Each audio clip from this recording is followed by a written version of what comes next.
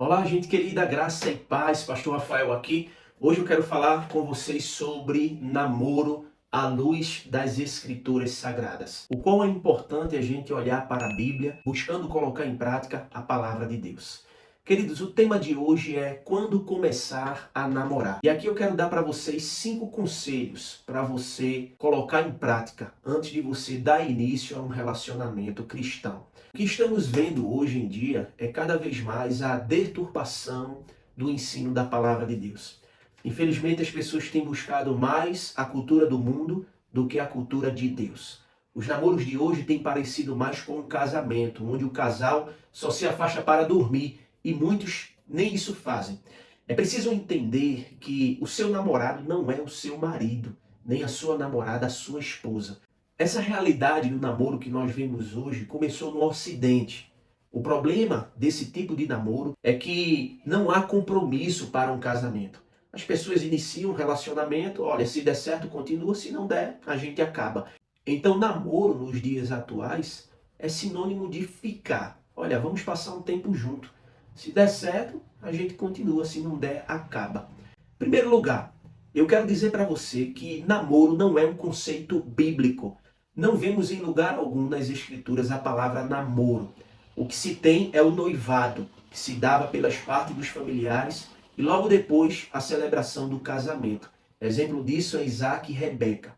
O namoro, da forma que se vê hoje, é fruto da nossa geração do século XX. O interessante disso é que se você for perguntar à sua avó, ao seu avô, como eram os namoros de antigamente, ele vai dizer, olha, não existia esse negócio de estar muito tempo junto sem ter compromisso. Era conhecer, criava um laço de amizade, as famílias das partes se resolviam e dava início ali uma festa de noivado para o casamento. O fato é que o namoro dos dias de hoje tem dado lugar para a prostituição. Isso mesmo, porque a prostituição ela começa nos olhos e passa pelo coração. Algumas práticas do namoro do mundo foram normalizadas na igreja, onde tudo é permitido e o importante é não fazer sexo. Devemos saber que a prostituição já começa no coração. Muitos que casaram virgem já fornicaram no coração. A prostituição começa pelos olhos e passa pelo coração. E isso Jesus diz em Mateus 5, 27 e 28. Ouviste que foi dito? Não adulterarás. Eu, porém, vos digo, qualquer um que olhar para uma mulher com intenção impura, no coração já adulterou com ela. Ou seja, para se prostituir não basta o ato, basta apenas o pensamento e o desejo no coração.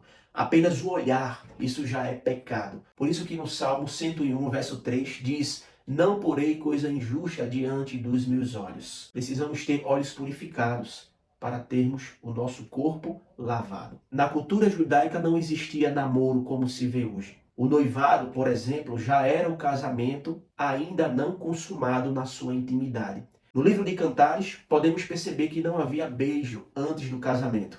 A sulamita desejava ardentemente beijar o noivo, mas não o fez. Essa cultura bíblica chegou até nós. Talvez seja por isso que no ato da cerimônia de um casamento, o pastor, um padre, até hoje diz: agora o noivo pode beijar a noiva. Ou seja, a ideia é que até o altar, aquele casal ainda não havia se tocado, não havia se beijado.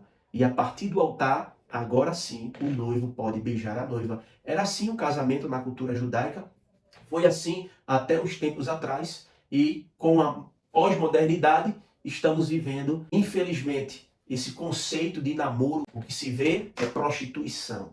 Os casais se tocando, se abrasando. O que não pode é fazer sexo, o resto está liberado. Infelizmente, isso tem chegado às nossas igrejas e muitos casais têm se perdido. A prostituição que começa nos olhos, passa pelo coração e vai para as mãos. Veja, por exemplo, em Ezequiel capítulo 23, versos 2 e 3, podemos ver que a prostituição passa pelas mãos. O passeio das mãos pelo corpo já é uma prostituição. O texto diz: veio a minha palavra do Senhor, dizendo: filho do homem, houve duas mulheres, filhas de uma só mãe. Estas se prostituíram no Egito, prostituíram-se na sua mocidade. Ali foram apertados os seus peitos e apalpados os seios da sua virgindade.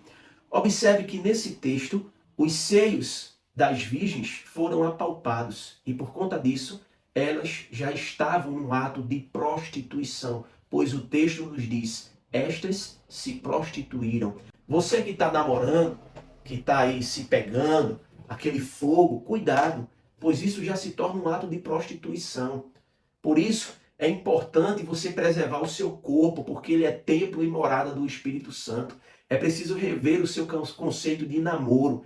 Paulo, na sua primeira carta aos Coríntios, no capítulo 6, versos 15 a 20, ele vai falar que quem peca sexualmente peca contra o próprio corpo. Aqui, o apóstolo nos ensina que o nosso corpo é membro do corpo de Cristo. Logo, se meu corpo também é parte de Cristo, eu estou levando Cristo para o meu relacionamento. Ou seja, é o corpo de Cristo participando do ato, fazendo da casa de Deus uma casa de prostituição.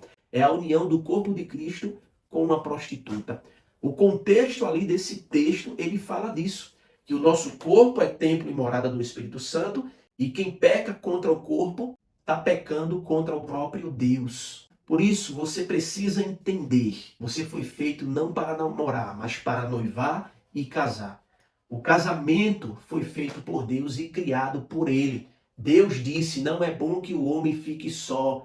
O mundo vive o contraditório disso. O casamento é algo que engrandece o homem, porém o que vemos são homens não querendo casar, onde o sinônimo de não se casar é coragem e casar-se é fraqueza. Os homens ficam dizendo, né? Homem que é homem pega vários, homem que é homem não casa. Isso é mentira. Isso é ideia de um mundo que jaz no maligno, pois a palavra de Deus nos exorta ao casamento, pois é a bênção do Senhor que vai estar sobre aquele que tem sua família em redor de sua mesa. Gênesis 1 mostra que Deus deu autoridade ao homem para dominar o mundo, crescer e multiplicar. Hoje, a sociedade quer destruir essa instituição criada por Deus. A destruição da família é a destruição da sociedade. Queridos, o casamento é a melhor representação entre Cristo e a igreja. Portanto, o ato sexual deve ser feito no casamento e não no namoro nem no noivado. Não leve para a cama quem ainda não te levou para o altar. Não entregue o seu corpo para quem não te entregou a vida. O seu corpo é parte do corpo de Cristo. Não desonre aquele que morreu por você e quem te deu a vida. Nunca foi a vontade de Deus que você se relacionasse com uma pessoa sem o compromisso do casamento. Entendendo que o namoro não é um conceito bíblico, entendendo que o caminho do namoro pode se tornar a prostituição e entendendo que Deus te fez para casar, agora sim, eu quero te aconselhar a quando começar a namorar. Em primeiro lugar, comece um namoro quando você estiver emocionalmente preparado. Efésios 5:2 nos mostra uma profunda maturidade conjugal. Se você não estiver pronto para o casamento, não comece a namorar. Nos preparamos para tudo, não é verdade? Para passar no concurso, nos preparamos para fazer uma redação, fazer uma prova. Por que não nos preparamos para o namoro? Um namoro sadio é aquele que contribui para a sua maturidade emocional. Segundo lugar, comece a namorar quando você estiver psicologicamente preparado. Em Gênesis 2, Deus diz, deixa teu pai e tua mãe, e portanto se une à tua mulher, e ambos se tornarão uma só carne. Se você não estiver pronto para deixar o seu pai, para deixar a sua mãe, não inicie um namoro. É bom demais no namoro passar o dia com a namorada, com o namorado e à noite voltar para casa, não é verdade? É muito bom passar o dia juntos e quando tiver alguma discussão voltar para a casa do pai. Mas lembre-se que no casamento não haverá essa possibilidade de você voltar para a casa do seu pai ou da sua mãe, pois agora vocês se tornarão uma só carne. E o namoro é o início de um casamento. Em terceiro lugar, namore quando estiver financeiramente preparado. Com isso eu não quero dizer que você deve ficar rico para namorar, não. Eu quero dizer que você deve se preparar financeiramente, porque casar é assumir um ministério. A ordem é trabalho, dinheiro e sustento. Em Provérbios 24, verso 27 diz, cuida dos teus negócios lá fora, apronta a lavoura no campo e depois edifica a tua casa, ou seja, edifica a tua família. Então cuida dos teus negócios, apronta a lavoura, te prepara para edificar a tua casa, para construir uma família. Então busque estudar, se profissionalizar para poder sustentar a sua família. E isso eu digo para os homens, porque está sobre você, homem, a responsabilidade de sustentar sua esposa e seus futuros filhos. Em quarto lugar, namore quando você estiver sexualmente preparado. Infelizmente, o pecado da pornografia hoje é o pecado mais praticado nos dias de hoje. O pecado sexual tem ganhado cada vez mais espaço através da pornografia. e não se pode minimizar o pecado extramatrimonial, acham que se casar vai resolver. Puro engano. É importante você tratar do pecado antes de pensar em entrar no relacionamento. Não acenda o amor quando ele ainda não estiver pronto. Busque remédio para o seu pecado. Busque tratar do seu vício pecaminoso. Pois, se você entrar no namoro desse jeito, o risco de você viver na prática da fornicação é grande. Então, trate primeiro do seu coração para depois você iniciar um relacionamento. Em quinto e último lugar, namore quando você estiver espiritualmente preparado. Seja uma pessoa de oração, que ame a Deus e a sua palavra. Você não pode dar início a um namoro se antes você não estiver num relacionamento sério com Cristo.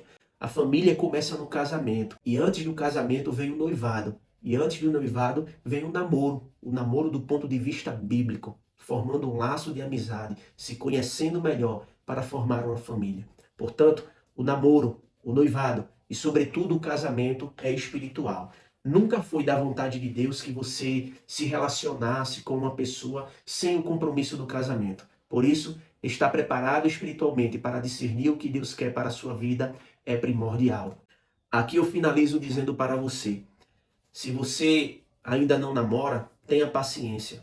Busque em Deus a pessoa certa para a sua vida. Mas se você já namora, conserte o que há de errado no seu namoro, pois ainda há esperança para que você alegre o coração de Deus através do seu namoro, noivado e casamento. Que Deus abençoe a sua vida, a sua família e até o próximo vídeo, se Deus quiser.